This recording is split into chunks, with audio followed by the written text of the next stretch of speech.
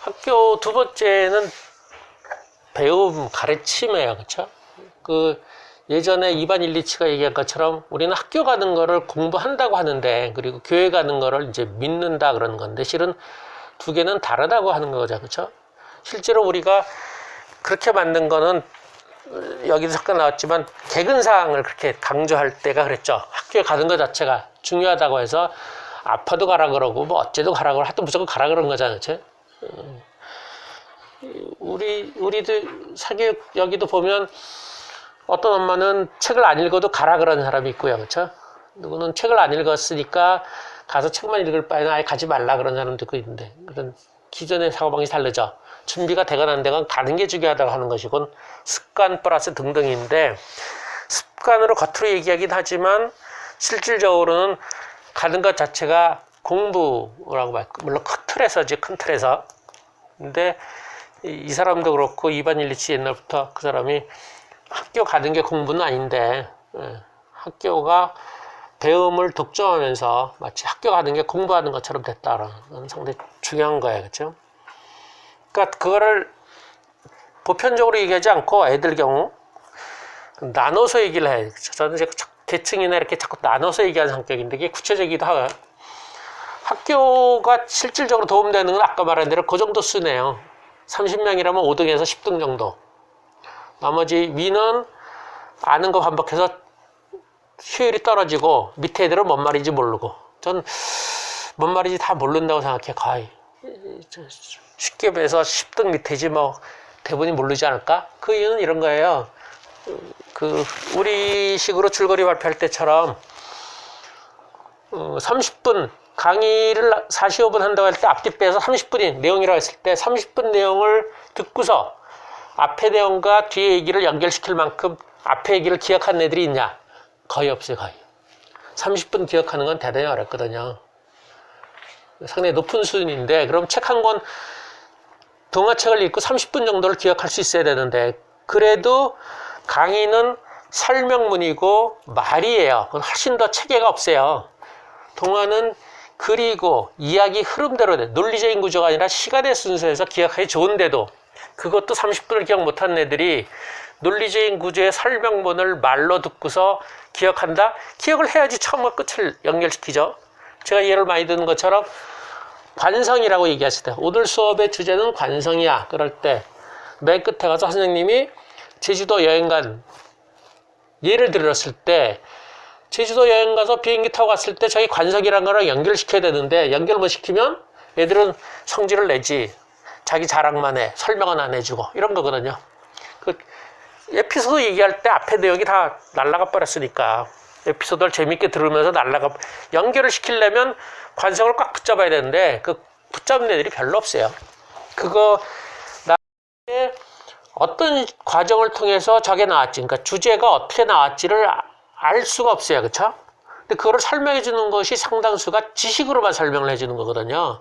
어떤 과정을 통해서 그런 주제를 이끌어낼 수 있어라는 설명이 잘 안 들어가고, 왜냐면 시험을 자꾸 보고 뭐 여유가 없으니까. 그러니까 저 주제는 저거야.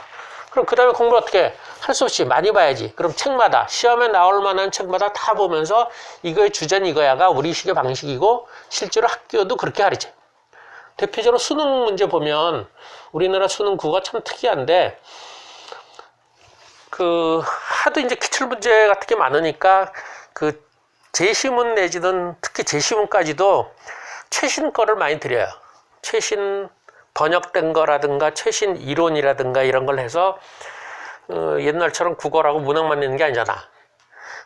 언어, 예술, 사회학, 자연학 다 지문이 다 들어가잖아요. 그렇죠? 다 들어간 상태에서 그걸 풀려고 그러는데, 되게 국어 선생들은 푼대요. 난 그 신기하긴 한데 풀어요. 보면 내용을 물어보는 건 아니거든요. 내용을 물어보는 게 아니라 그야말로 독해. 어떤 주제를 알아서 푸는 게 아니라 구조로 독해를 푸는 거예요. 그때는 내가 그때 무슨 글에다 쓴 거 보면 칸트의 무슨 지적 뭔가? 뭐 이런 얘기에 관련된 건데, 그러면 칸트의 그 내용을 아는 사람의 문제를 푸냐? 그러면 그렇지 않아요. 그 지문만 잘 읽으면 그걸 풀 수가 있는 거거든요. 그런 틀. 근데 그런 수능 문제가 한번 나오면 국어 선생들은, 특히 고3 국어 선생들은 겨울방학 때 돌아다니면서 그 과목마다 그 설명을 듣는데요. 설명을 듣고 참고 도서를 보고서 다음에 그 가장 최근에 한 수능 문제를 설명을 해주는 거란 말이에요. 근데 설명해줄 때 그 내용으로 설명을 해줘. 선생이 그 내용은 모르지만 답은 이러이러한가라고 구조적인 형태로만 설명을 해주면 애들이 다 뭐라 그러겠지. 내용을 모르면 선생님 말이 안 된다고 보잖아. 근데 실은 선생은 답은 맞출 수 있는데 설명을 해주기 위해서 내용을 공부를 해서 내용으로 설명을 해줘요. 그러면 어떻게 되겠어요? 그래 애들은 여전히 저건 내용을 알아야지 문제를 푸는구나 들어가죠. 기본적으로 내용을 모르는 상태로 문제를 풀어야 되고 그렇게 요구하는 거거든요. 국어라는 것 자체가 도구적인 측면이잖아. 국어 선생이 모든 과목을 다 안다면은 그야말로 르네상스형 지식인이지 뭐. 어떻게 다 알겠어. 국어 선생님이 뭐 사회학, 자연학 어떻게 다 알아요. 당연히 모르죠. 그럼에도 국어 지문에 나온 문제를 푸는 거는 국어 문제는 그런 성격이 아니에요. 내용을 물어보는 게 아니거든요. 글의 구조 형태를 물어보는 성격이 강한데 그래서 국어 선생님들은 풀어. 근데 그걸 설명을 여전히 또 그런 식으로 해. 원래 그렇게 배웠기 때문에도 그렇죠. 우리 같은 경우 보면 되죠. 우리 같은 경우는 독서를 할 때 당연히 독서가 양이 방대하잖아요. 물론 꼼꼼히 하면 읽을 수 있지만 감당이 안 되지 뭐. 모르는 내용이 너무 많아요. 그쵸? 몰라. 옛날에 다 읽었겠지. 한 번쯤 읽었겠지 뭐. 한 번 읽어서 뭐 5년 10년 되면 무슨 말인지 모르지. 애들이 물어본 걸 답해야 되는데 내용으로 접근하면 당연히 모르죠. 내용이 아니라 우리가 요구하는 어떤 틀 갖고 얘기하는 거거든요. 기본적으로 의문 같으면 의문 외자로 써라, 자기 생각 써라 이런 틀만 요구하고 거기에 대한 내용이 맞다 틀리다는 건 그걸로 접근하면 감당이 안 돼요. 기억 자체부터 감당이 안 돼요. 애들이 기억을 잘하니까. 근데 그거를 학교 선생은 그게 감당이 안 되니까 이제 교재나 이런 걸 정했지. 요것만 공부해서 그것만 딸딸 정한 상태야. 그거 외에는 일단 그 다음 문제야. 그쵸? 그 다음 문제. 그러니까 애들은 문제 풀 때 어떤 형식적인 측면에서 문제를 형식, 과정 이런 등등 접근하지 않고 기본적으로 어떻게 했어요? 내가 배운 거로 대입시키는 거예요. 우리 독서로 얘기하면 이 글의 주제가 뭐야 그럴 때 짧은 글이건 긴 글이건 뭐 옛날 얘기 같은 거 옛날에 열정 이런 걸 때도 주제가 뭐야 그럴 때 애들 사고방식은 어떻게 되겠어요? 내가 배운 거하고 대비시키는 거예요. 내가 알고 그랬더니 뭐 대답을 안 되길래 예를 들어봐 그랬더니 걔가 예를 들은 거야. 중학교 때 관성이니까 중2인가 1인가 그런데 걔는 공부 잘하는 애였어요. 공부를 나중에 고등학교 때 성적이 더 올라가서 연대를 갔을 정도니까 중학교 때 웬만큼 했죠 이 동네. 근데 그런 애도 선생님이 관성 시간인데 자기 자랑만 해 그런 정도로 붙잡았는데 연결을 못 시켰어. 그건 통합이 안 된 거야. 근데 걔는 기억은 하는 거거든요. 근데 걔가 반에서 적어도 5등 위있지 잘했는데 이 강남에 있더라도. 그럼 보통 애들은 기억도 못하면 남는 건 에피소드밖에 없지 뭐. 아무것도 없어. 요즘 애들의 특성은 기억을 통합을 못 시키니까 기억을 앞에 걸 지우는 경향들이 좀 있더라고요. 새로운 내용이 들어오면 이게 감당이 안 돼서 앞에 걸 자꾸 지워버려. 그래서 지금 물어본 건 아는데 전에 물어본 거 연결은 잘 안 되는. 훨씬 더 예전보다 그래. 근데 그런 식으로 저는 학교가 그나마 배움에 도움이 되는 거는 어떤 특정 성적이라면 그 정도고 그 다음에 성향으로 따지면 선생님들과 가장 비슷한 성향이죠. 대표적인 게 이제 MBTI로 하면 ISTJ잖아. 모범생들. 그런 거고 조금 그렇지 않은 애들은 상당히 불편하겠지 뭐. 배우는 거에 비해서 잃는 게 더 많겠지. 자기 인정 안 해준다거나 뭐 상상력 이런 것들 그러니까 학교라는 것이 어떤 특정 아이들. 근데 걔들이 되게 우수하다고 평가를 받으니까 열심히 하면 다 그렇게 되는 줄 알지만 그거는 구조적인 문제거든요. 일부를 이러이러한 성적과 성향과 등등 애들을 이렇게 쭉 뽑아서 우수하다고 얘기를 하니까 마치 다른 애들도 노력하면 되는 거라고 생각하는데 그렇지 않은 거죠. 그건 구조적으로 상당수가 정해져 있는 거죠. 근데 그런 상태에서도 우리는 학교에 가는 것은 배운다고 생각을 하는 거예요. 모르겠어요. 우리 주변에도 다 어머니들이 모범생 내지는 그런 비슷해서 그런지 몰라도 근데 그리고 저는 안 그래서 그런지 모르겠어. 저는 뭐 때문인지 몰라도 하여튼 책 혼자 보면 되지 뭐 이런 식으로 생각을 했던 것 같고, 설명이야 뭐 듣거나 안 듣거나. 저 다닐 때는 한 70명이었는데 제가 눈이 안 좋았는데 그때 안경을 안 썼어요. 그래서 칠판이 안 보여요. 안 보이고 그냥 중간쯤에서 그냥 가만히 있었어. 그냥 딴 생각하고 뭐 굳이 70명이니까 뭐라 안 그러니까. 그러고 공부하려고 그러면 뭐 내가 책 보면 되지 이런 식이어서 그냥 몸만 가 있고 뭐 딴 생각하기 딱 좋으니까. 그런데 지금 같으면 이제 그런 애들이 지적을 받겠죠. 숫자가 작으니까 뭐라 그럴 테고. 근데 그래서 저는 학교를 내가 다닐 때도 그렇고 지금으로 봐도 그렇게 배우는 거는 여전히 자기가 알아서 따로 하는 거지. 학교는 약간 겉도는 거다. 일부한테 도움이 되고, 그리고 학교는 그 대신에 다른 장점이 있죠. 또래하고 어울려야 되고, 가장 중요한 게 관계잖아, 관계. 또래아들하고 풀어가는 게 중요한 거니까. 그 다음에 권위 있는 사람하고 이제 풀어가는 것들을 배우죠, 선생으로부터. 그걸 저는 뭐 별로 못 배웠지만 그런 측면들 해서 여전히 배울 건 있는데, 공부하고 배우면 좀 다른 측면이라고 보는데, 많은 경우는 학교를 배움으로 보니까 학교를 우선시하는 거죠. 학교를 배움으로 안 본다면 배우는 거는 따로 하거나 아니면 학교가 배움이 되기 위해서 아까 말한 대로 기초 능력을 최대로 끌어올리거나, 기초 능력을 끌어올리면 학교가 배움이 되죠. 여유가 있으니까 되는데, 아니면 따로 배우거나, 그리고 학교는 중상층 그렇게 하는 거죠. 학교 효율이 떨어지니까 배움은 사교육으로 하고 거기서 이제 놀거나 쉬거나 이렇게 하는 것이고, 그렇게 여유가 없으면 저 같은 경우는 최대한으로 학습 능력을 높여서 학교가 그래도 뭔가 가르치긴 하니까 애들의 수준이 안 맞거나 뭐가 안 맞지만 그래도 성향도 안 맞더라도 수를 높이면 받아들일 수는 있으니까 그걸 받으라. 그런 형태로 학교가 일반적으로 그렇지만 어떤 특정한 성향 내지는 수준 이런 등등의 경우만 배움이고 일반적으로는 배움은 아닐 거다. 근데 그게 이제 일반적인 얘기고요. 그걸 구체적으로 들어가면 이렇게 보시면 돼요.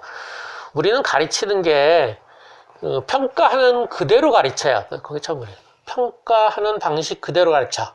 그러니까 기출문제 풀어주는 거랑 사실 보면 차이는 안 나요. 그렇죠? 선생님이 가르치고 그걸 그대로 시험 문제를 내는 거잖아요. 그렇죠? 소설로 말하면 이를테면 이광수의 무정을 읽고서 이거는 주제가 이렇다고 하면 애들이 그걸 외워가지고 시험 문제 나오면 하는 거야. 근데 그런 식으로 가르친다고 이광수의 무정의 주제를 알았다고, 천명관의 뭐 고령화 가족 나의 삼촌 브루스리 그 주제를 안다? 그건 별개거든요. 그렇죠? 이것이 주제를 파악하기 위해서 어떻게 해? 애들을 보면 가르쳐요. 선생님이 얘기했을 때 선생님이 뭔가 또 그 주제를 보면 애들이 감 잡는데, 실은 주제가 선생들 얘기 보면 가르치는 건 이런 거거든. 제일 좋은 게 문단별로 요약하고 그 문단을 기승전결 내지는 5단계로 파악을 한 다음에 이렇게 모아가는 거거든요. 근데 그런 거를 겉으로나 머릿속으로 하는 애들은 거의 없어요. 머릿속 더더구나 못하죠. 선생님들은 이렇게 탁 뭐에 배가지고 이렇게 체계적으로 해요. 애들의 경우 가장 힘든 게 어떤 거냐면, 약한 상태에서는 그 발단, 전개, 위기절정, 결말 쓰는 걸 제일 편하게 생각해요. 제일 힘든 게 뭐냐면 문단별 요약을 제일 힘들어요. 문단 요약을 제일 힘들어요. 근데 문단별 요약을 빡시게 시키면 기승전결 쓰는 게 그렇게 힘들어요. 근데 그런 중간 과정을 잘 못한 상태에서 주제하라 그러면 애들은 제일 편해요. 그러니까 세 가지 책을 읽었어. 책을 보여준 상태에서 문단별 요약, 기승전결 내지는 뭐 위기절정, 결말 그거, 그 다음에 주제 세 가지 중에서 힘든 거로 따지면 제일 힘든 게 원래는 주제여야 되지, 그치? 근데 애들은 주제를 제일 편하게 생각해. 왜 그러냐? 감으로 하니까, 감으로. 그러면 그동안에 그런 것들이 학교에서 많이 했지만 전혀 모여되지 않지. 모여되지 않은 이유는 그런 여유가 없을 뿐더러 그게 끊임없이 결과물로만 시험에 나오기 때문에 그래. 계속해서. 그러니까 우리는 선생님이 가르치는 거에 결과물을 시험으로 내는 거예요. 그리고 우리는 평가 방식하고 지도가 거의 같아요. 평가 방식 그대로 지도를 해. 그 가장 빨리 성적을 끌어올리거나 성적을 보여주기 위한 공부여서 그래. 근데 실은 평가하고 지도는 완전히 달라야죠. 우리로 말하면 평가다 애들한테 얘기하는 거는 줄거리 몇 분 발표했어. 몇 분 해서. 15분에 30쪽 했으면 얘에 따라서 넌 좀 자세히 해. 넌 좀 간추려서 해. 간추린 게 아니라 건너뛰면 해. 그러죠. 그거는 겉으로 얘기하는 것이고 속으로는 제가 그 이름을 기억을 잘 못하네. 이름을 바꾸네. 아니면 쟤는 뭔가 기억하는 것 같은데 뭐 느낌이나 재미가 없어. 아니면 쟤는 목소리가 너무 작아서 잘 안 들려. 쟤 왜 목소리가 작을까? 말할 때 왜 자신이 없어 하지? 뭐가 불편할까? 이런 거는 다른 식의 평가거든요. 지도. 그러니까 저는 평가하고 지도하고 다르다고 봐야 되는데 많은 경우 똑같이 하는 거는 애들이 결국 애들 보고 눈치 보러 하는 것밖에 없어요. 결국 기출문제 푸는 거랑 똑같아요. 학교가 학원들한테 기출문제 푼다고 해서 뭐라 그러지만 학교도 근본적으로는 평가하는 방식을 그대로 가르치는 거죠. 이런 문제가 시험에 나와 그런 거죠. 이렇게 설명을 하고 그것대로 시험에 내고 그것대로 설명을 하니까 결국 아이들은 그것만 공부하고 그것만 따라가거나 심지어는 그거를 그대로 이해를 못해도 암기하거나 외우거나 그러는 거죠. 근데 물론 선생들은 그 과정을 얘기했다고 하지만 그 모르는 거의 상당수는 이제 아이들 수준보다 너무나 어려워서 감당이 안 되는 거니까 그러기도 한데 기본적인 발상 자체가 내용을 가르치는 형태니까 그 토론을 얘기하는 하브루타 얘기하면서도 보면요. 그 책도 보면 그래.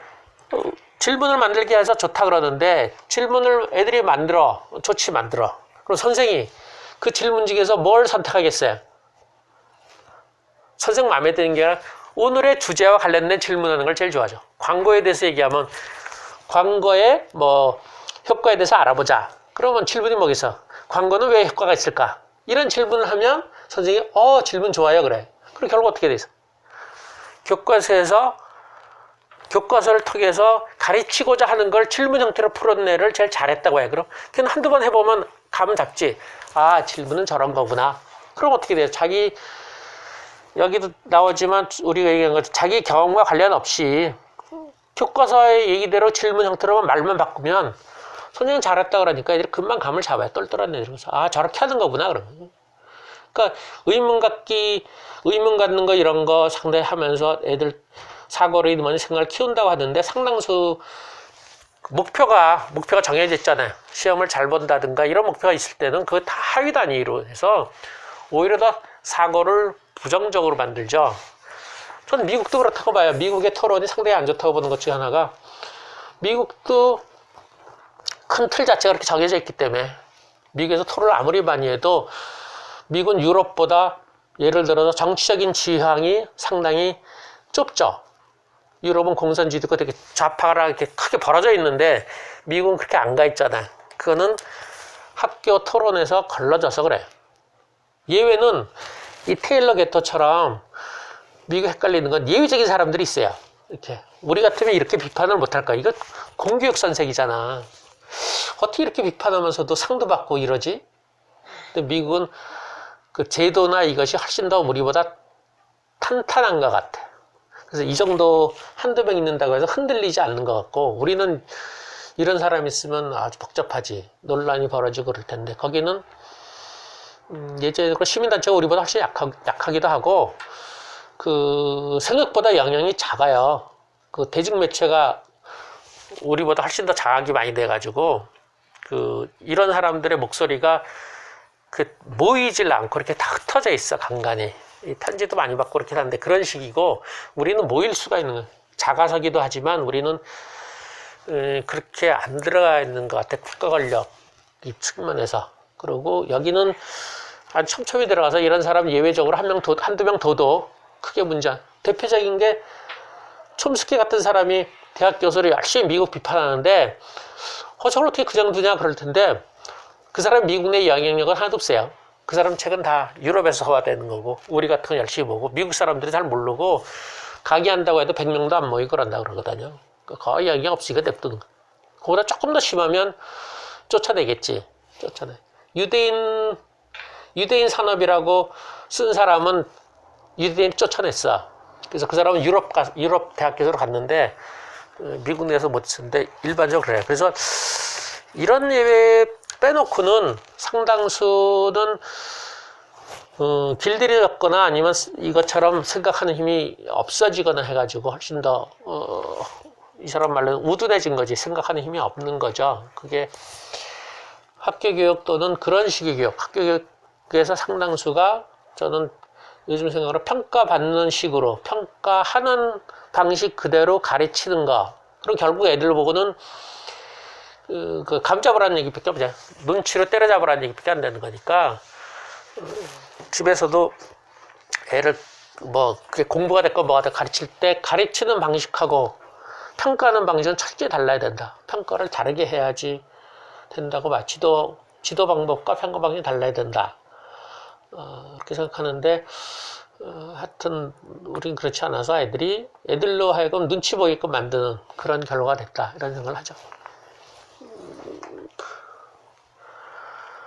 그래서 학교 결론적으로는 그런 거예요. 학교를 가정 내지는 부모의 욕구보다 부차적으로 둬라.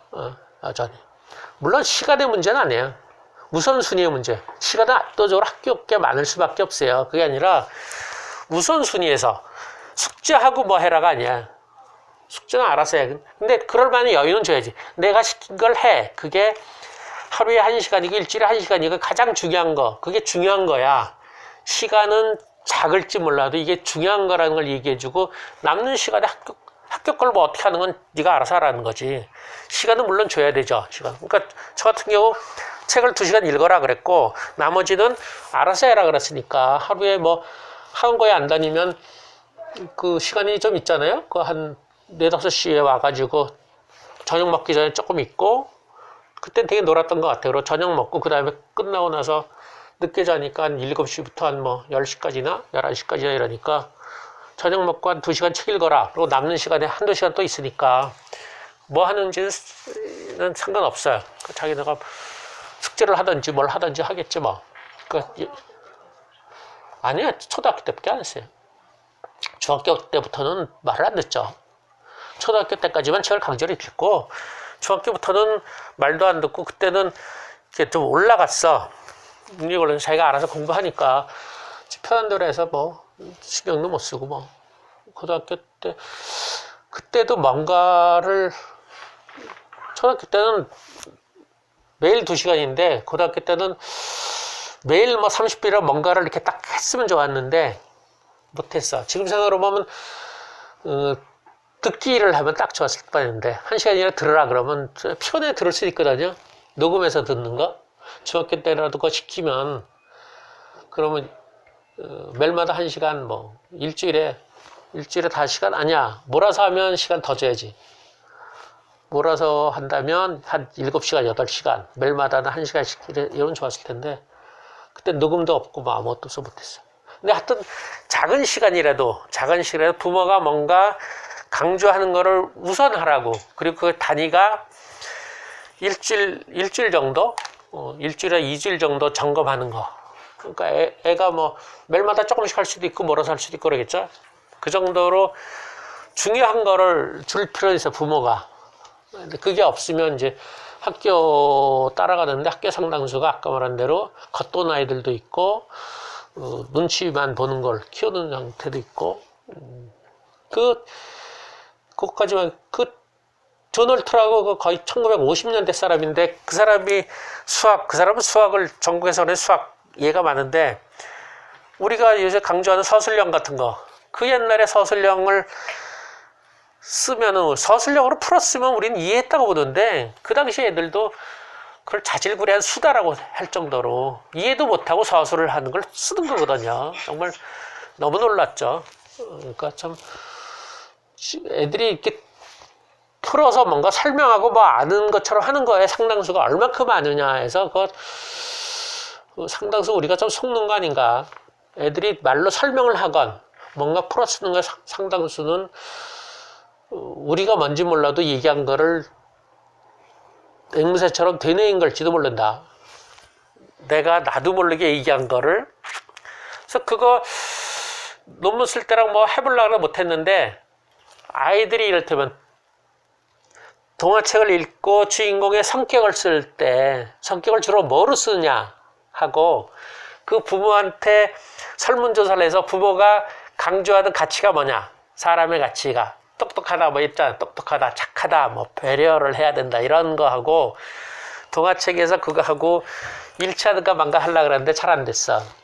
그 중에 하나는 부모가, 애들도 분명치 이제 책도 있고 영양도 복잡하니까, 내 생각은 책의 내용과 상관없이 애들의 성격 파악을 부모가 그 늘상 하는 대로 할 것이다라는 게 내 가설인데, 잘 안 된 거는 부모 설문조사라도 그게 잘 안 나와. 부모가 그냥 말로 하는 거하고 진지하게 강조하는 건 다르니까, 설문조사는 진지하게 나오는 거고 말로는 늘상 나오는 거잖아. 늘상 나오는 게 뭐겠어. 실제로 이렇게 직관적으로 요즘 애들은 똑똑한 걸 제일 좋아해요. 똑똑해. 그러니까 늘상 똑똑해야지라고, 그러니까 되고 공부 잘해야지가 늘상 나오니까, 뭐 착하고 뭐 배려심 많고 용기 있고 이런 거보다 똑똑한 거. 그러니까 주인공 똑똑한 거면 확 들어와. 그리고 대체로 그런 걸 좋아하는 거는 그런 부모 내지는 사회 영향을 받는 거죠.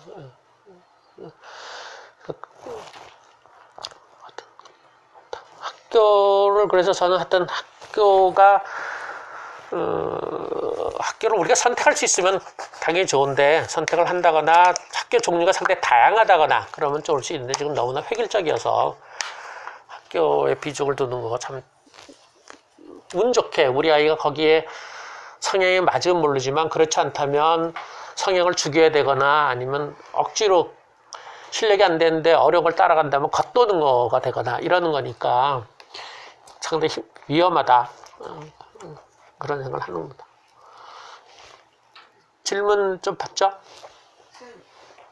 이 책을 그 전에도 읽었는데, 지금 이제 코로나 때문에 한참 수업을 못하다가 네. 요즘 근래에 하기 시작하는데, 애들이 시간이 많았을 거라고 생각을 했거든요. 그래서 네. 그 전에 제가 책을 갖다 줬었어요. 네. 그러니까 집에 있는 동안에 읽으라고. 네.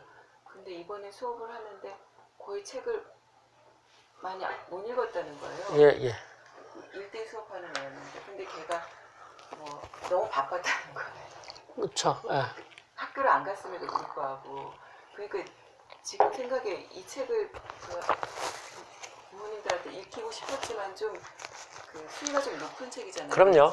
그래서 권하지는 못했는데, 그러면 지금처럼 학교를 안 다니는 경우에, 그럼 이 상황에서는 학교에 대해서 한번 생각해 볼 수 있지 않을까 해서 이걸 줄 수도 있겠다, 권할 수도 있겠다, 어느 정도 이렇게 좀 친밀감이 있는 부모 같으면 이렇게 생각을 했는데, 어쨌든 그 코로나를 이렇게 지나면서 몇몇 아이들이 대부분 다 학교만큼 그렇죠. 다니는 거예요. 예.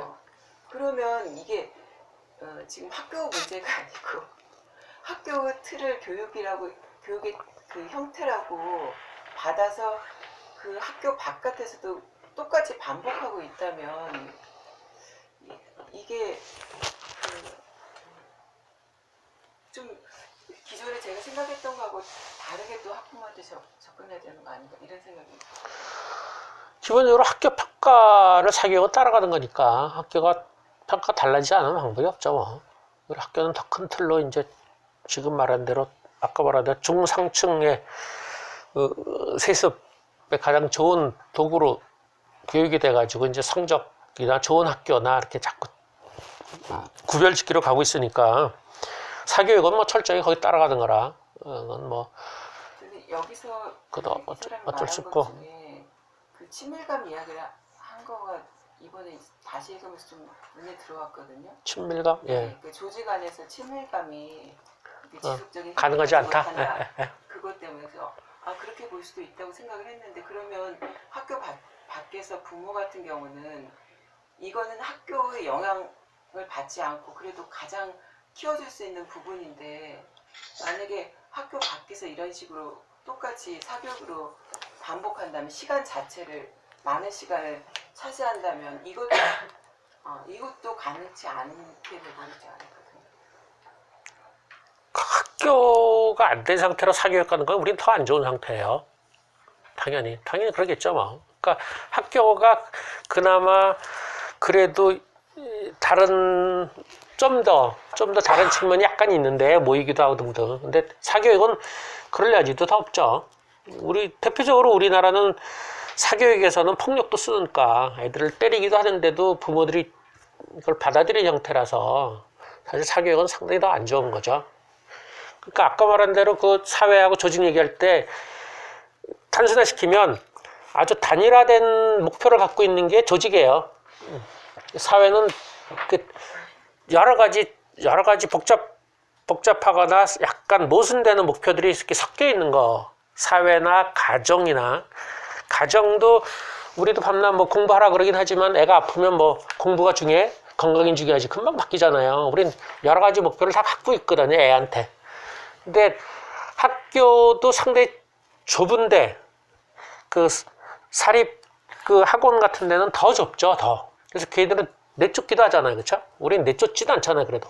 그러니까 그러니까 조직이라는 거는 거의 그런 거죠. 단일 목표를만 추구하는 거라서 간단해. 그러니까 거기서는 그 단일 목표에 다 하위 단위가 들어가는 거잖아요. 특히 조직을 관료적으로 얘기한다면 조직의 가장 큰 목표는 사실 그것밖에 없어요. 조직 재생산이에요. 조직 재생산.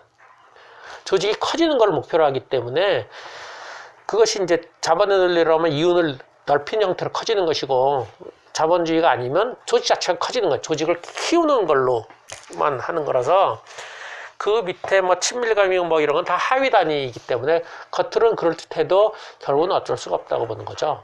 이 사람 조직하고 사회 구분은 이제 약간 제가 해석한 거긴 한데 그래서 여러분들 잘 보세요. 그러니까 조직에서 잘하는 형태보다는 사회 이제 가정 또는 가정이 포함된 공동체 그것이 이제 사회로 본 거죠. 이 사람은 사회가 좀 애매하긴 한데 약간 우리식 요즘 용어로 말하면 공동체 같은 성격일 거예요. 공동체에서의 바람직한 형태의 모습을 생각하는 게 낫고 조직 성격을 가진 데서 잘하는 거 어떤 목표 주어진 목표에 따라서 잘하는 거는 어느 한계가 있을 거다라고 보죠.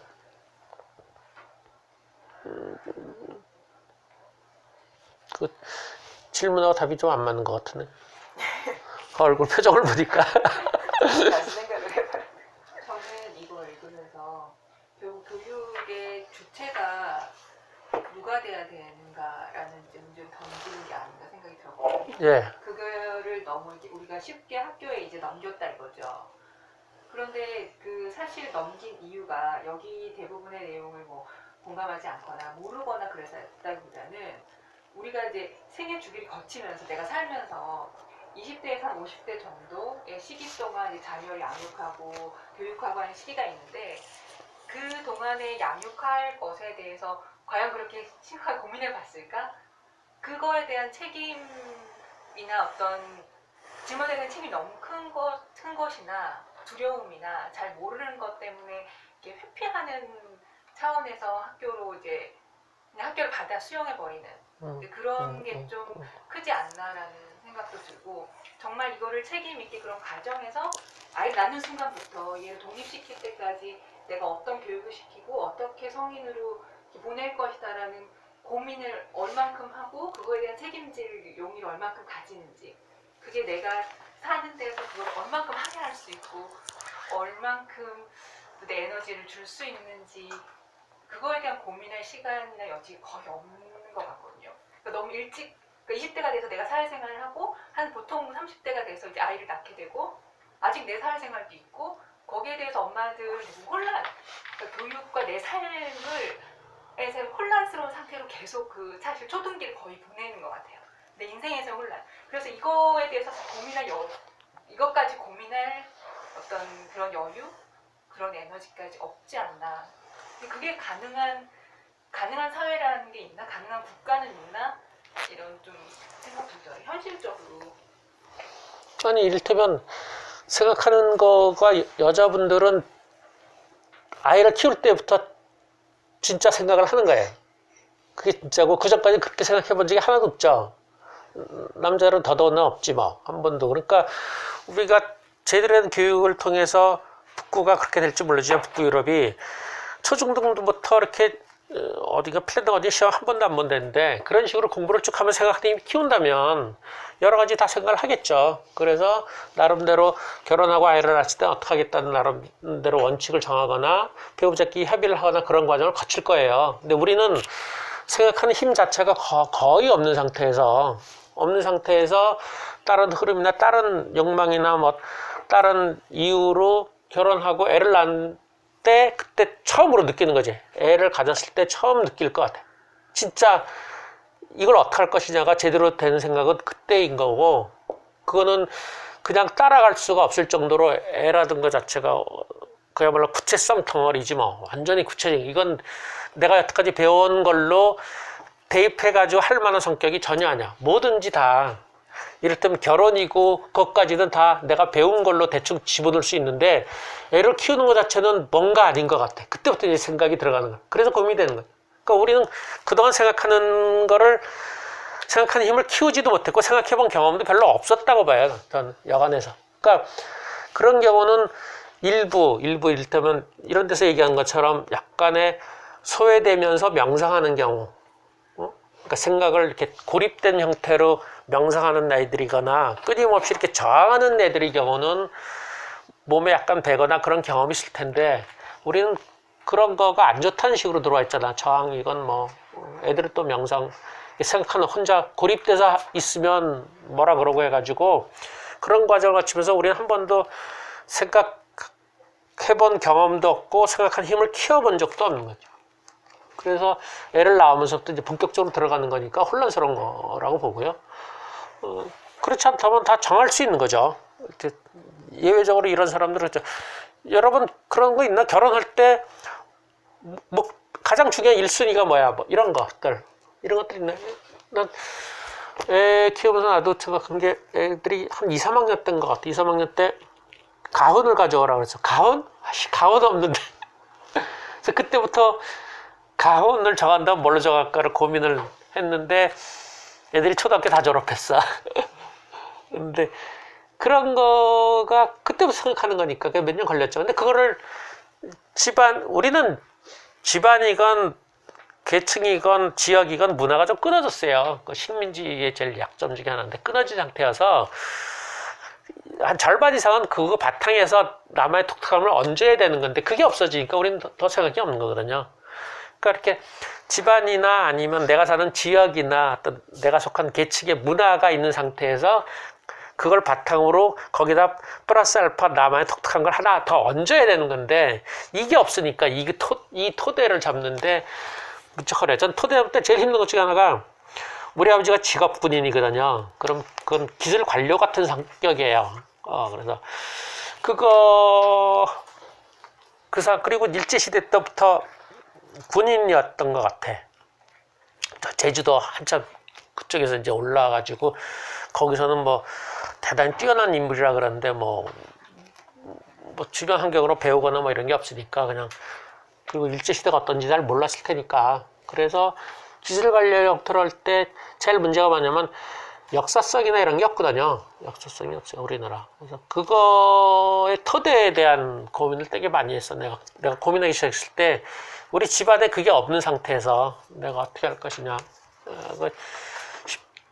그럴 경우에 내 성격이 뭐 행동으로 나서는 편은 아닌데 그런 것들이 합리화 내지는 그렇게 됐죠. 함부로 나설기에는 내 바탕이 너무나 없다. 바탕이 있어야지 행동을 해도 문제 생길 때 버텨줄 수 있는데 내가 지금 그 당시에 사회운동에 관심이 있을 때 그거는 하나의 관념적일 가능성이 많다. 내 뿌리가 하나도 없는 상태니까 그러니까 상당히 조심스러운 형태는 소위 말 뿌리가 뭐가 하나도 없는 거예요. 우리 부모님 둘 다 제주도라서 서울 올라왔어. 그러니까 서울도 토백이도 아니고 제주도 근거지도 있는 것도 아니고 계층으로도 애매하지. 동사권에서 이제 올라왔죠. 우린 계층 기반도 없지. 그다음에 지역 문화 계층 뭐 거의 없는 거예요. 거의 맨 땅에서 들어오는 거잖아요. 우리가 많이 보는 영국의 노동자 계급 보면은 5대가 노동자 이런 거예요. 그러니까 노동자 문화가 있는 거예요. 5대째 노동자, 할아버지, 그 할아버지부터 노동자로 쭉 있으면서 노동자 자부심을 가져갖고 그 노동자 문화를 갖고서 그거를 받느냐, 깨느냐, 뭐 변형시키냐를 고민을 하는 건데, 우리는 농민 문화가 깨지면서 노동자 문화 안 생겼죠. 서울은 더 지역 문화는 있을지 모르지만 나 개인적으로는 지역 문화 못 받아왔고, 뭐 들리는 걸로는 제가 제주도에서 대정읍이나 이쪽인데 반골 기질이 셌다 그러긴 하는데, 그거를 갖고서 뭘 하기에는 뭐 너무나 아는 게 없고, 내가 거기서 활동하거나 뭐 자주 내려가는 것도 아니고, 그러니까 내가 나름대로 내 생각을 정립한다고 할 때 내 토대라거나 내 바탕이 뭐냐, 그게 없어요. 그게 없는 상태에선 진언할 수밖에 없어. 그러니까 하나하나 다 만들어야 되는 거잖아. 근데 그걸 관념으로 만들 수는 없죠. 내 사회적 지위하고 연관시켜서 만들어야 되는 거라서. 그러니까 많은 경우 저는 이렇게 함부로 얘기하면 그렇긴 하지만, 우리가 생각하는 힘이 없거나 생각하는 경험이 없는 거에 상당수는 크게 보면 식민지고, 작게 보면 우리 학교 구조부터 시작해가지고 이런 걸로 생각하는 힘이 자꾸 끊어지는 거죠. 애들이 우리 수업으로 이제 의문각기하라고 생각하라고 할 때 제일 힘들어하는 게 그런 거잖아요. 의문이야 형식적으로 가질 수 있어, 외자 쓰면 되잖아.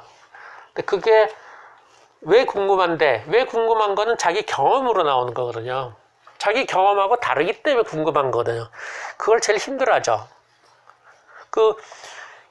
창간하는 선생님이 있어요. 신 선생님. 그분 창간하면서 그 사람은 창간뿐만 아니라 자기가 양식을 다 써요. 애들과 똑같이 의문각기하고 다 그래. 그래서 의문 갖고 자기 생각 쓰는데, 그거를 3학년짜리 애들하고 비교해보라 그래. 그러면 그들 막 웃어. 이게 똑같은데 애들하고. 똑같은 게 그럴 수밖에 없지. 뭐 내 생각을 끄집어서 정리해 본 적이 없는 거지. 주워들은 얘기를 나름대로 취사 선택한 적은 있어도 내 경험으로 그것이 왜 궁금한지를 끄집어 내본 적이 없어서 가장 뻔한 형태의 얘기가 나와요. 그러니까 예를 들면 내가 의문각기 예를 들면 그건데, 주인공이 가출했을 때 왜 주인공은 가출했을까? 그럴 때, 그럼 너는 그게 왜 궁금하냐? 그럴 때, 가출하면 위험하잖아요 라는 이런 거. 한 명이 가출하면 부모님이 걱정하시잖아요 그러더라고. 그건 인정해줬어. 걔는 모범생이어서 그런 거야. 근데 실은 걱정하면 가출 안 할지도 모르지. 그래도 할 수도 있겠지만, 그러니까 자기 가치가 나오는 거야. 누구는 가출하면 춥고 배고프잖아요 그래요. 걔는 그게 중요한 거지 뭐. 뭔가 가출을 안 해봤어도 비슷한 경험에서 배고픈 거를 많이 느낀 애들은 사고방식 글로 가겠죠. 가출하면 정말 배고플 거야 그런 애고, 누구는 위험할 거야 그러고, 그렇죠? 안전 생각하는 애는, 부모 걱정하는 애는, 아니면 부모한테 의존하는 애는 부모님이 걱정할 거 하는 거잖아. 그런 식으로 자기 경험을 끄집어내서 의문을 완성하는 거거든요. 자기 생각 끄집어내서 가출하면 위험할 텐데 왜 주인공은 가출했을까 이렇게 쓰면 되는 거야. 그러니까 왜 가출했을까는 책에 나온 거에다 외자를 붙인 거고, 그 앞에 자기 생각은 내 경험과 책하고 차이 나는 것만 보는 거잖아요. 그 자기 생각이 중요한 거예요. 그걸 키우는 건데 우리는 의문각기에서 그걸 키우는 거거든요. 근데 그게 생각이 끊어지거나 이런 애들일수록 미칠라 그래요. 하기 싫어. 생각하기 싫어. 내 경험을 끄집어내는 거잖아. 그냥 이 자료에 대해서 물어보면 되는데, 물어보면 얼마나 물어보겠어. 물어보고 뭐 흉내 내겠는데, 네 생각이 뭐야 그러는 때는 실현낼 꽤나 많아요. 그거는 정말 지쳐있거나 내가 지체가 너무 과부하 걸렸을 때 되게 그러는 것 같고, 그게 반복되면은 생각하기 싫어하는 거고, 간혹 일부 엉뚱하거나 그렇게 생각이 힘이 있는 애들은 그걸 더 좋아하지, 재밌어하고 그러거든요. 근데 그런 식처럼 자기 경험, 남이 얘기하는 거, 이렇게 강의라든가 책이라든가 이런 거에서 듣고서 내가 취사 선택하는 거는 취사 선택하고, 그걸 정리해서 남한테 얘기하는 것까지 하는 사람들이 많은데, 어른들 특히 그렇죠. 많은데, 그게 아니라 남이 얘기한 거에다가 의문을 가지면서, 이상해. 아까처럼 뭐 지역주의라든가 이런 거 의문 가지면서, 저게 왜 나한테 신경 쓰이지? 저게 왜 나한테 문제지? 내 경험이 어쩌길래? 라는 걸 끄집어내는 거는 우린 별로 안 해봤다는 얘기. 근데 그게 생각이라는 얘기지. 내 주변에서 의문 나오는 건 다 이상한 거야, 그쵸? 이상한 거. 왜 이상하겠어? 내 경험하고 다른 게 이상한 거지. 그럴 때 내 경험이 어쩌길래 아니면 내 중요한 가치가 뭐길래 저게 불편하게 걸렸지 나한테? 그게 뭐지? 그러니까 그쪽 얘기가 아니라 내 얘기를 해야 되는 거죠. 근데 그런 과정이나 그런 시간이 우리한테는 별로 없는 거죠. 우린 주워 들은 거 정리하느라고 너무 바빴으니까.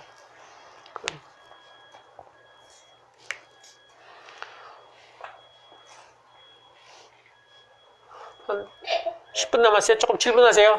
제주도 질문하세요. 그 중심이 그건데, 중심 배움하고 가르침 정말 그 얘기 못 들었는가 모르겠네. 평가하는 형태로 가르치는 것이 문제가 많다라는 얘기인데, 평가 방식하고 지도 방식이 달라야 한다. 같은 게 문제다. 그럼 같으면 아이들은 눈치 안 본다 이제 평가를 잘 받기 위해서. 그런 얘기인데 그거에 대해서 뭐 안 들었으면 질문하기 그렇겠네. 아마 녹음된 게 아마 있을 거예요. 그거 나중에 잠깐 보든가 그러시고. 그 점에 대해서 질문 있어요? 정말 그렇게 생각하세요? 평가 방식하고 지도 방식?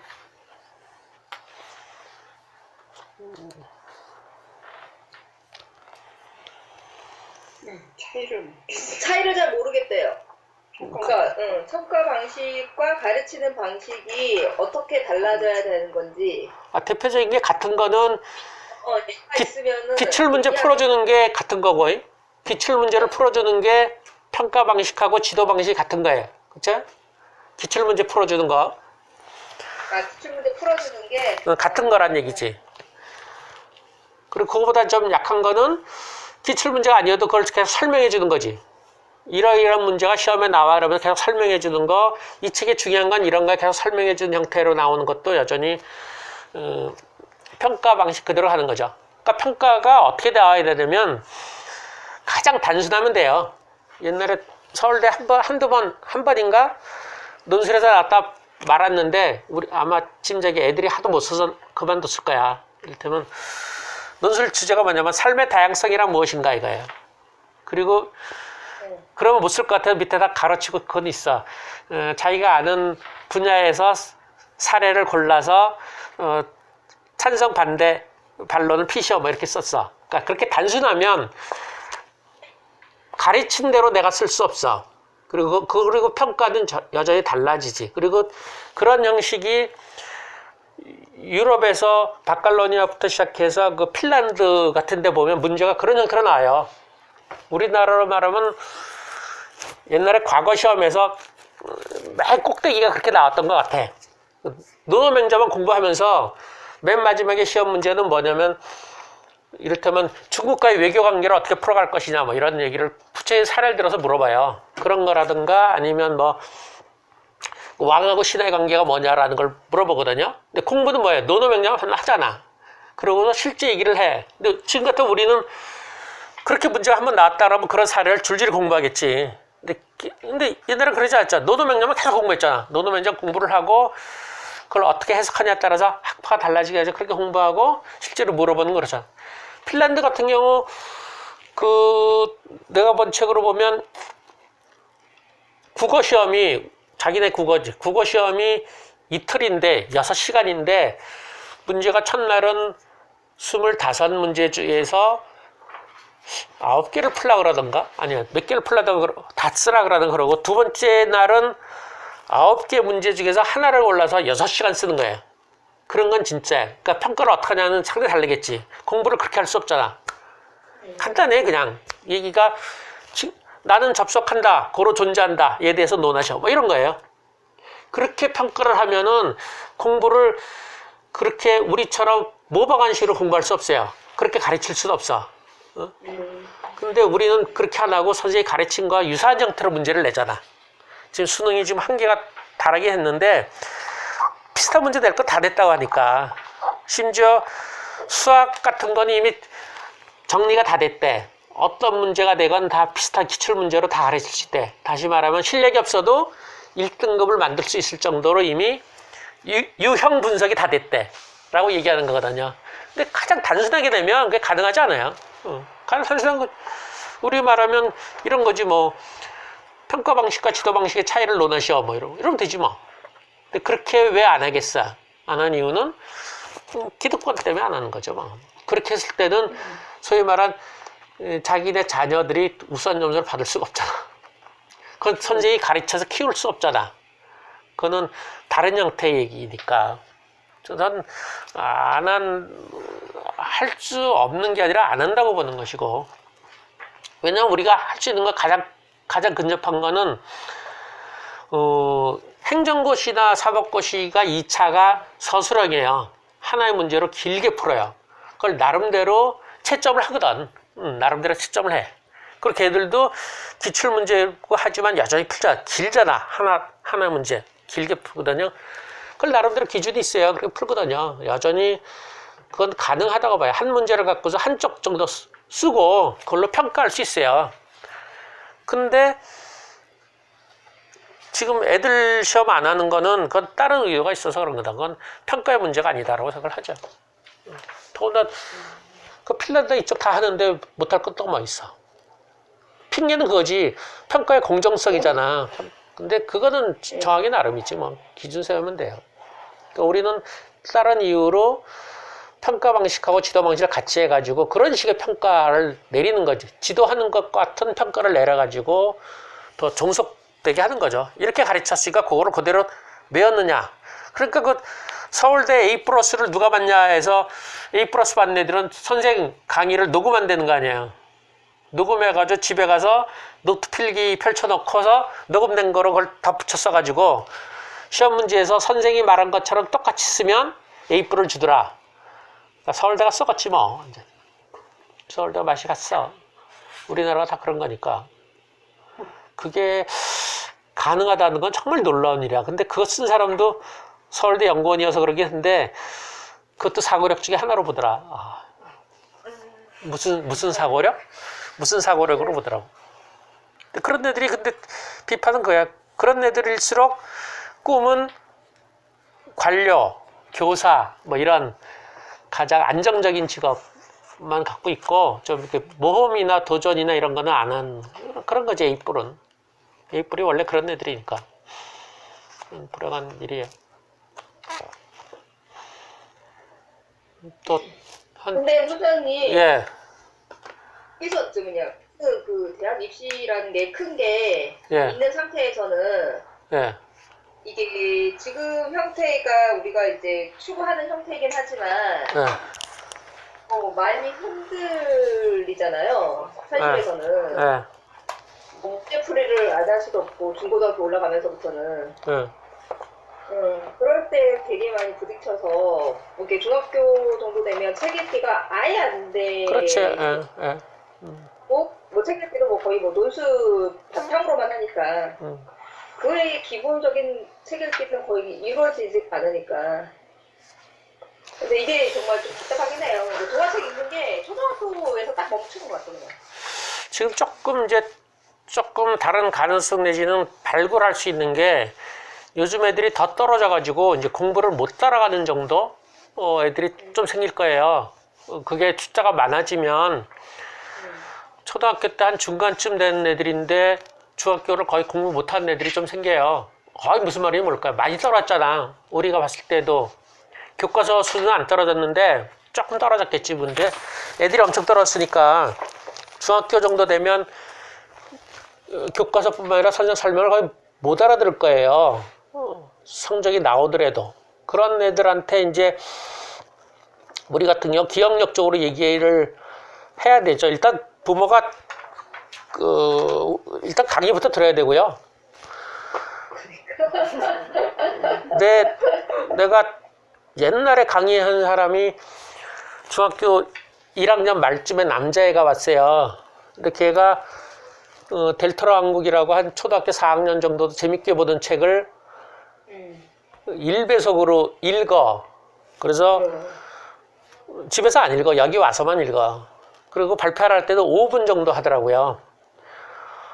그래서 걔한테 들으면서 책 보라고 해가지고 계속 줬거든요. 그랬더니 억지로 하는데 집에서 거의 한 적 없어요. 여기 와서만 2시간 정도를 들으면서 책 읽고 그랬어요.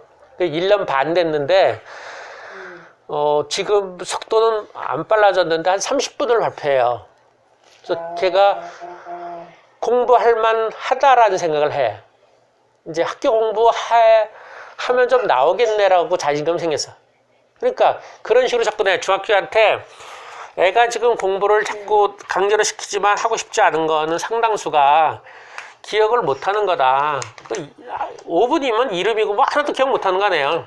그러니까 그렇게 부모들한테 얘기해서 우리 식으로 해서 기억력을 일단 높여야 된다. 적어도 30분은 기억해야지 거기에 구체적인 이름이니 뭐니 기억을 하는 것이고 낱말이니 그러면 애 스스로 공부하면 성적이 나오겠네라는 생각을 가져요. 일단은 우리처럼 뭐 독서 능력, 사고력 이런 게 아니라 기억하는 것부터 일단 책을 읽고는 기억을 못해요. 듣는 거예요. 듣는 거.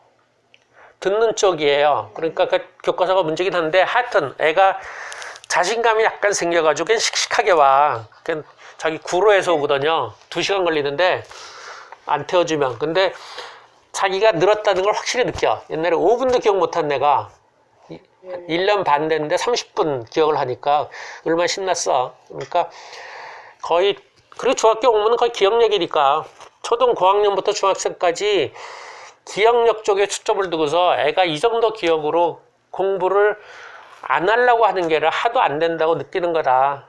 공부를 피하는 건 너무 낮아서. 그리고 낮다는 걸 성적으로 보지 말고 기억하는 양이나 정확성으로 봐라. 그래서 너무 못한다면 얘 공부시키는 것보단 그것부터 높이는 게 낫다. 이런 식으로 접근해야죠. 뭐 굳이 상담을 하거나 뭐 이럴 때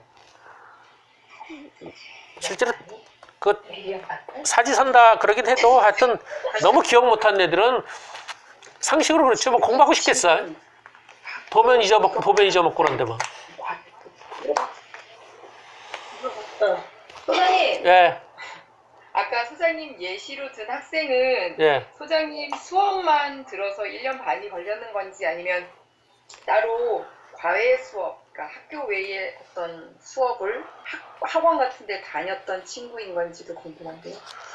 안 물어봤어요. 모르겠어요. 안 물어봤는데 걔는 아마 학원 다녀도 효과 없었을 거예요. 그전에는. 기억을 5분도 못하면 중학교 2학년 아이가 4학년 정도 수준을 읽고서도 5분도 못하면 아무것도 모르는 거예요. 걔가 뭐 초등학교 공부하겠어? 중학교 공부하겠지. 그럼 뭔 말인지 몰라. 그냥 때려잡는 거. 그러다가 이제 자기 학년 수준을 읽기는 느린데 귀로 들으면서 책 보면서 한 1.5배에서 하면은 기억을 그렇게 하더라. 그러니까 학교 공부가 조금 힘들 수 있어요. 왜냐면 듣는 거가 어떻게 들릴지 모르겠어. 아직까지 그거는. 근데 하여튼 본인이 할만하다고 생각하는 것이 달라진 거지.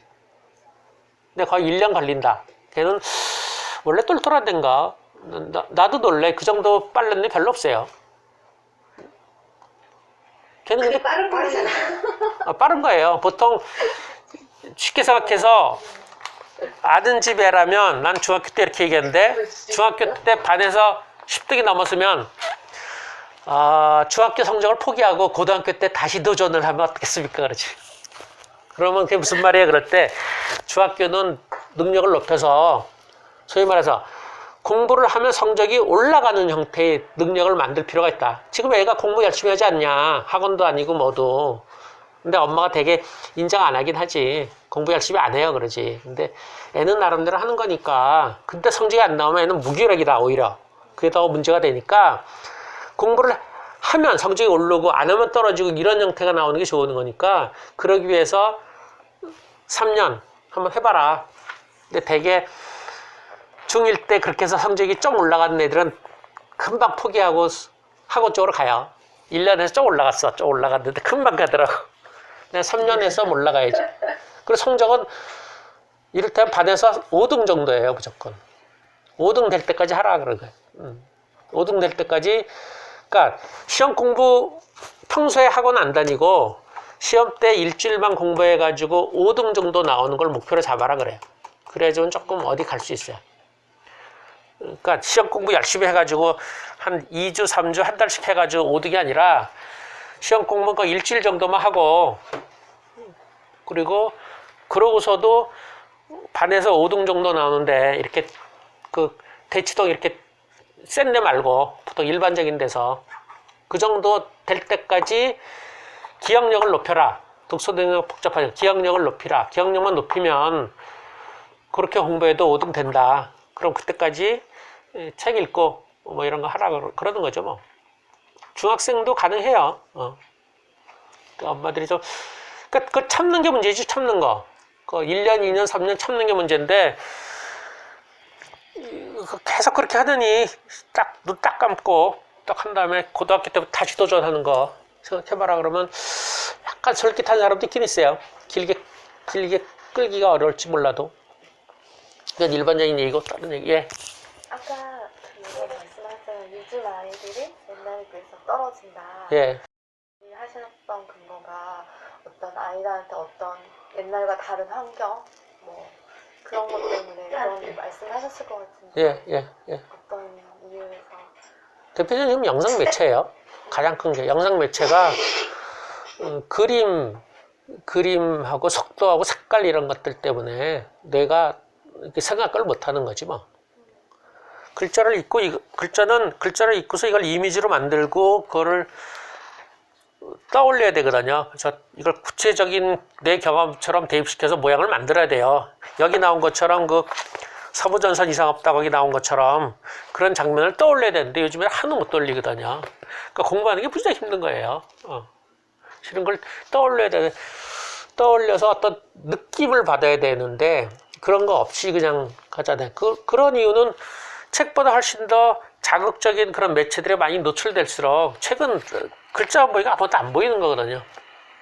그러니까 기본적으로 영상 매체예요. 근데 사실 뭐 TV가 없던 시절이 아니라 저희도 또 어렸을 때 TV라는 게 다 있고 어떻게 보면 요즘처럼 엄마들 교육열이 별로 없으시기 때문에 지금이야 미디어 노출하면 안 된다는 생각 때문에 많이들 절제하지만 옛날에는 그게 아니라 이렇게 물론 많이 틀어주시고 책도 더 많이 노출을 오히려 못하던 세대를 저희는 살았다고 생각하거든요. 그러니까 실제 환경으로는 당연히 TV나 24시간 나오는 TV 뭐 채널, 핸드폰 이런 게 있긴 하지만 그래서 이제 그게 어떻게 다르게 작동했길래 아이들 왜냐면 저도 사실 그렇게 느끼거든요. 얘기를 들었을 때 과거에 비해서 아이들이 더 생각하는 힘이라든지 모든 것들이 떨어진다고. 근데 단순히 그러니까 미디어 당연히 그거긴 한데 미디어가 어떻게 작동을 아이들한테 했기 때문에 그럴까 이런. 그걸 뭘 원하는지 모르겠는데 뇌과학 쪽에서 얘기할 때는 학습 부담처럼 뇌 부담이 많이 가요.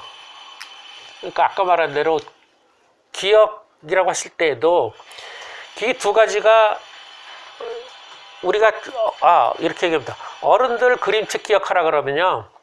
이렇게 쭉 내가 읽어주면 옛날에 좀 했는데 한 10명 모여서 강의할 때 한번 기억해 보세요. 그러고 한 30쪽이 되게 한 7분, 5분 정도를 쭉 읽어주면 어느 순간 되면 몇 명이 머리가 하얘졌어요 라고 이런 게 있어요. 또 단기 기억이 7개인데 보통 5개라 그러거든요. 정보들이 계속 들어가면 이걸 이렇게 기억하는데 양이 늘어나면 이걸 묶어야 돼요.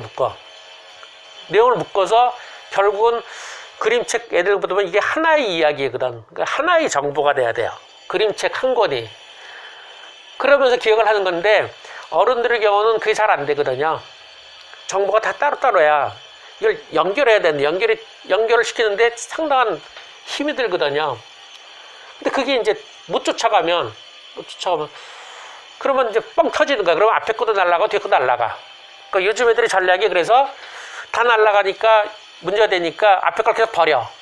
지금 것만 기억하는 형태로 바뀌었어. 소위 말해서 기억 간섭이 들어갈 때 간섭이 들어서 앞에 걸 붙잡냐 안 잡냐 기억 간섭인데 그거 아니라 앞에 걸 버리는 전략을 택해서 지금 현재는 알아. 지나가면 잊어먹어. 이런 형태거든요. 그러니까 지금 애들이 뇌 차원에서 멀티스태킹 나오는 것처럼 과부하 걸린 형태예요. 너무 양이 많은 거랑 그다음에 너무 어려운 거랑 그다음에 너무 평가가 많아서 두려운 거예요. 얘가 두려운 거. 여러 가지 섞여 있는데 가장 큰 거는 평가라고 좀 봐요. 그러니까 그건 이제 학교 문제고 영상의 경우는 속도가 너무 빨라서 내가 할 일이 너무 많은 거예요. 그 멀티스태킹 얘기 많이 하잖아. 우리가 잘 자란 거를 다 텔레비전은 그냥 보잖아요.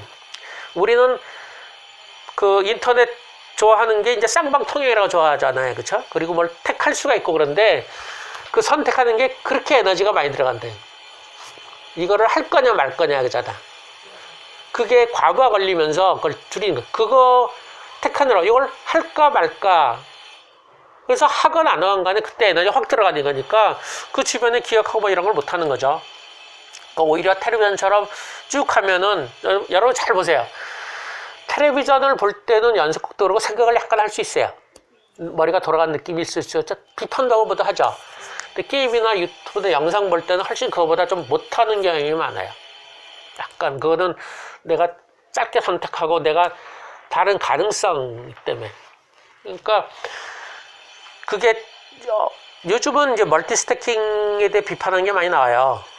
나오고 이제 뇌에서도 많이 나오는데 뇌과학에서도 선택하게 하는 것이 큰 틀에서 보면 좋은데 작은 틀에서는 상당히 부담이에요. 특히 이게 어렵거나 그럴 때 특히 그렇죠. 내가 글을 쓰거나 만들어가는 게 아니니까 남의 정보를 받는데 받아들이는데 이걸 하나의 체계로 그냥 받으면 되는데 이걸 계속해서 내가 내 경험을 끄집어 올려서 비교하는 게 아니라 거기 두 가지 중에 하나를 고르는 형태잖아요. 그것도 대단히 피곤한 형태예요. 오히려 그러면서 기본적으로 뇌 부담이에요.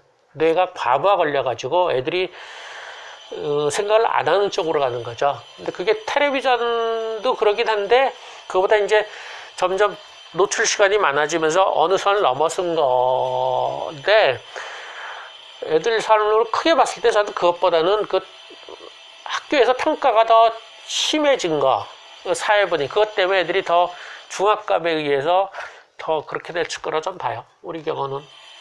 그 사회 전체는 이제 그게 부모의 사회적 지위를 세습하는 거에 거의 절대적이기 때문에 그 부담이 어마어마하게 커요.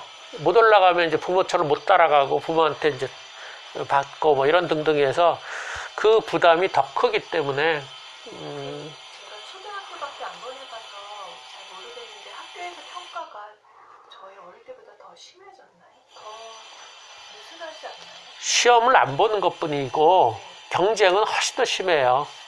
초등학교는 덜 하는 것 같고 그런데 중학교 되면 더 심할 거고요. 그리고 거기는 A 자체가 저희 어릴 때처럼 학교에서는 줄 세우기는 없잖아요. 그러니까 공개적으로 이렇게 등수를 공개한다거나 그런 거는 다 없어졌잖아요. 네, 예. 그때도 고학년 되면은 복도에 이렇게 등수 보고 그랬었잖아요. 그러니까 이런 거예요. 없는데 그게 없어도 그 당시에 밑에 애들도 뭐 따르게도 나가면 살 수 있지 뭐 이렇게 살 수 있어라는 게 사회적인 전체 분위기가 좀 있어요. 평가가 심해졌다기보다 평가에 대한 압박이 심해졌어요. 그럼요. 예. 그런 것도 있는 것 같아요. 예전에는 저희 때는 고등학교 때 딱 4번 중간 기말 그 시기만 열심히 하면 됐기 때문에 평소에는 압박이 없는데 요즘에는 다양한 그러니까 수행 평가 그런 평가에 그렇죠. 너무 많아지니까 그런 느껴지는 압박감이 더 기본적으로 약간 무의식적으로 그거예요. 사회적인 압박이 제일 커요. 너 거기 못 가면 부모의 지위를 못 물리니까 부모로부터 이제 약간 버림은 아니어도 이렇게 무시당하는 거잖아. 그러니까 네가 공부를 못해도 나름대로 살 수 있어라는 가능성을 열어주는 게 부모 중에 일부가 열어주지만 사회 자체가 그걸 잘 안 받아주니까 그 불안감이 엄청나게 크죠. 요즘 애들이 특히 대학교 4학년 애들이 그렇게 불안해하는 거잖아요. 취직을 하기도 힘들지만 하는 것도 불안한 거거든. 내가 정말 이게 내 적성에 맞는가를 모르는 거예요. 도저히 4학년 됐는데도 모르는 거거든요. 옛날에는 그걸 받는 거는 바꾸면 되지 그러잖아. 요즘은 그렇지가 않잖아. 너무 위험 부담이 너무 커 바꾸는 거는. 줄 잘못 들면 또 그런 것들이 사회가 짜여져 있는 걸 전 무의식적으로 몸이 느낀다고 봐요. 중학교생도. 그래, 성향도 그렇고. 애들한테 중학생한테 가끔가다 좀 큰 얘기를 해주는데 그 수업 잘 안 하고 그럴 때. 근데 그때 재밌는 게 그 20대 80 얘기했어요. 앞으로는 정규직이 20%를 애들이 하도 딴짓해서 들어봐 그러면서 20%만 정규직으로 만드는 게 그 세계 경제계 제일 윗사람들, 뭐 포브스인가 뭔가 그쪽 사람들 얘기야. 그런데 그러면 우리나라는 아마 정규직이 10%밖에 안 되겠지. 우리 조금 떨어지니까. 정규직 아니면 엄청 힘들거든, 사는 게. 뭐 그것도 나름대로 뭐 살 수 있겠지. 이런 얘기를 했어요. 다른 얘기도 하면서 그런 얘기 했는데 애들이 다 집에 와서 그 얘기 하는 거야. 앞으로 정규직이 10%래. 그게 워낙 분위기가 있으니까 그 얘기가 확 꽂힌 거지 뭐. 그래서 약간 뭐 좀 찝찝하게 하죠. 약간 협박적으로 열심히 해라 그런 거를 이제 그렇게 한 거라서 그러긴 한데, 그거는 제가 얘기한 것 플러스 이제 전체적인 분위기 때문에 그런 걸 받았을 것이다. 근데 그런 것 때문에 힘들어하는 거 아니겠냐 이런 생각이. 사장님, 그 중국과정 첫 번째 책 이거를 선택하신 이유가 궁금한데요. 그러니까 우리는 특히만은 사실 그 약간 타협점인 거잖아요. 예, 그렇죠. 예. 학교를 여기처럼 이제 뭐 학교를 분해하자던가 아니면 홈스쿨이나 이런 거를 우리는 할 수 없다고 가정을 했을 때, 그러면 현재 있는 학교를 최대한 그래도 아이들에게 도움이 되는 방향으로 아이들의 능력을 끌어올리자, 이게 이제 우리의 적당한 타협점인 것 같은데, 이제 이게 이 책이 교사 과정의 첫 번째 책으로 선택하신 어떤 이유가 있을 것 같아요. 그러니까 학교에 대해서 지금 상식적으로 하는 것보다 조금 다른 식의 학교가 한계가 있다는 걸 받아야지만 내가 집에서 가정에서 내가 애한테 하는 거를 좀 더 접근할 수 있다는 얘기죠. 우선순위를 높일 수 있다는 얘기지. 학교가 어느 한계가 있다. 운 좋게 내 아이가 맞을지 몰라도 상당수는 한계가 많으니까 학교를 조금 2순위로 돌아. 그런 얘기예요. 그게 가장 커요. 그래야지만 여지가 있어요. 그리고 여러분들한테 하는 거는 뭐냐면, 애들의 경우는 아직 덜 구조화돼 있거나 덜 돼 있기 때문에 그런 생각이 있어요. 애들한테는 가르치지 않고 자기 생각을 계속 끄집어내는 형태라면, 여러분들은 여러 가지 이유로 본인의 사고력에 비해서 기존의 편견이나 이런 것들을 많이 갖고 있어요. 그래서 그걸 깨야 돼요. 그걸 깨야지만 새로운 게 이렇게 조금 들어오고요.